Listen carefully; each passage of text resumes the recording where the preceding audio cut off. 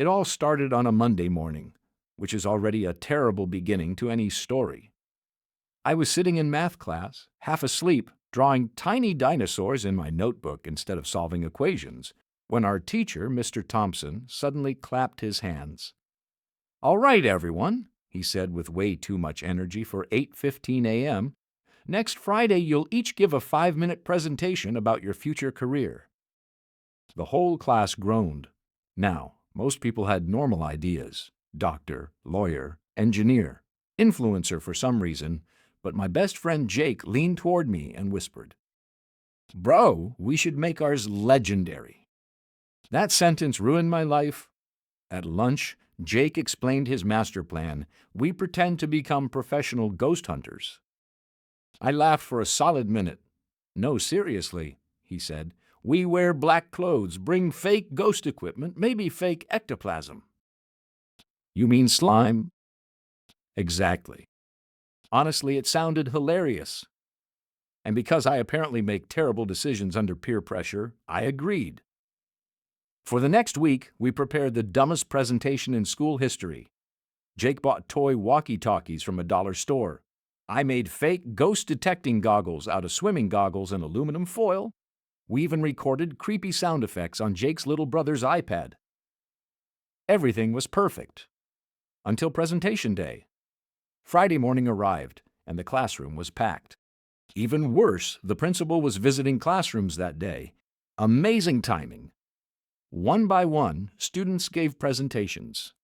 "Hi, my name is Sarah, and I want to become a veterinarian." "Hello, everyone. I want to study architecture." Very normal, very boring.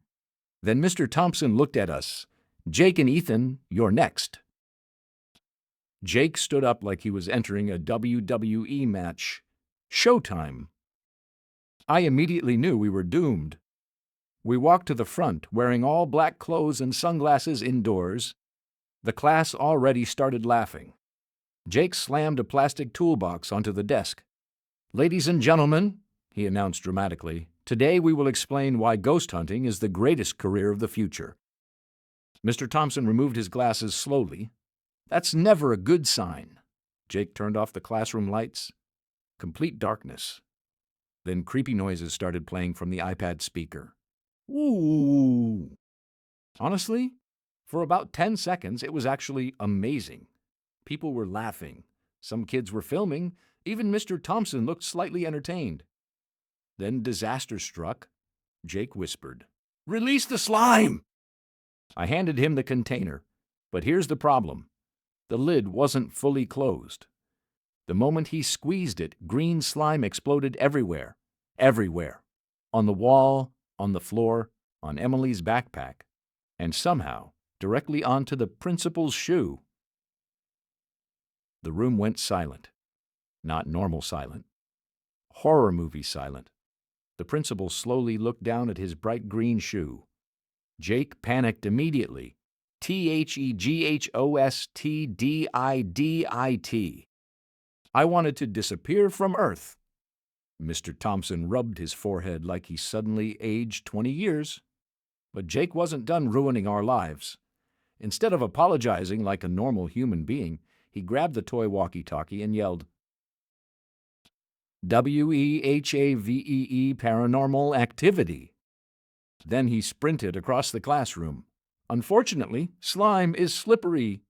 The second he stepped on it, his feet flew into the air like a cartoon character. Whoa! BAM!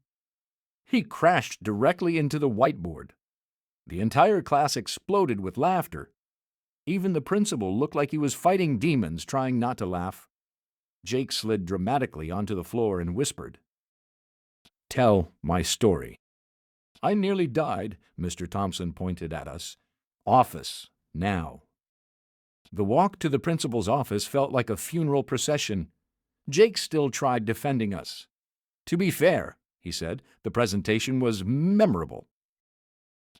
The principal stared at him. "That is unfortunately true." We sat in silence for a minute. Then the principal suddenly asked, "Whose idea was the slime?" Jake instantly pointed at me. "Traitor." I pointed back at him. Youridea. You bought it. Youthrewit.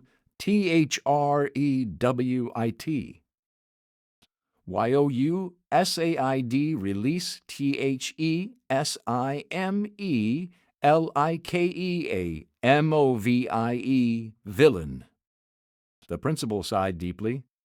I've worked here for 22 years, he said, and somehow this is the weirdest presentation I've ever seen.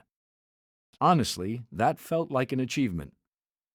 Eventually, we got detention for 2 days and had to clean the classroom after school.